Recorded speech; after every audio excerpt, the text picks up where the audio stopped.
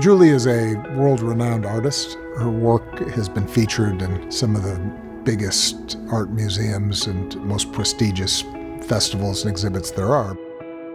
She, too, was a child of the civil rights era, and she talks about how Detroit and Chicago were the touchstone cities for her growing up. And so for her to be a part of what we hope will be a transformative institution, I think it's a wonderful opportunity for us to bring art to that community, but also it's a great opportunity for her to circle back to what helped inspire her in the first place. My name is Julie Mehretu, and I'm an artist based in New York City. I'm an abstract painter that has used architectural landscape and blurred photography as a way to kind of create social ground for my paintings. I was born in 1970 in Addis Ababa. I have incredible memories of my grandmother's house, our house, school. It was a really rich early childhood. My family left in 1977 after the Mengistu Revolution and military coup. It was an abrupt change, and it was like a moment of kind of really waking up into a different understanding of selfhood and being. When we got to Michigan, I remember my folks took us to the Detroit Institute of Arts or the Art Institute in Chicago, and those were really the institutions I grew up looking at art in. For us, Chicago was kind of this Renaissance city in that way, and I think that's the city where I really fell in love with painting. It's always been kind of this vibrant space to me, and has held a special place in my imagination. What excites you about this? What are you thinking in terms of how this will be situated in the Presidential Center in the South Side?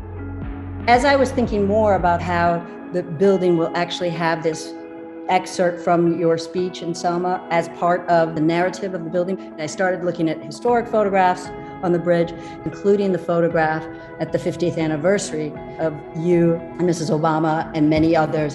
All of that history is a part of this painting. But within the abstraction, there's a space for something else to happen in terms of the imagination. And there's a certain kind of freedom in that space. Your concept is on point, and I think that it will end up being one of the most important aspects of the center and will end up being an iconic contribution to the South Side and the city of Chicago. So it's exciting.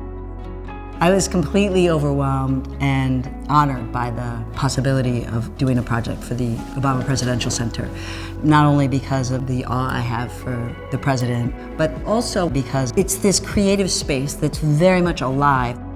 And so the idea with this was to create a window that's in this monumental building. It offered these two opportunities to see a painting in its entirety from the exterior, but then from the interior to be looking through parts of the painting out into the landscape. I was paired with Michael Meyer's studio, who's been working with glass for 5 generations. When I've worked on really large paintings, there are these different vantage points to experience the artwork. But when you get much closer, the painting shatters into hundreds of paintings. So one of the really beautiful things about this installation is that whether you're climbing the escalator or just standing still, you're kind of moving through this and experiencing all of these different elements of abstraction. What I think is really unique about this project is it's not just a presidential library. There's an ambition to this project that is similar to the ambition of his presidency. It's a cultural center for young activists and artists, a living, breathing kind of institution of futurity. Its focus is on the idea of building future leaders, inspiring young generations of creatives and new forms of thinking, and we need that. This project is bigger than all of us, and that's why I feel incredibly honored to be a part of that.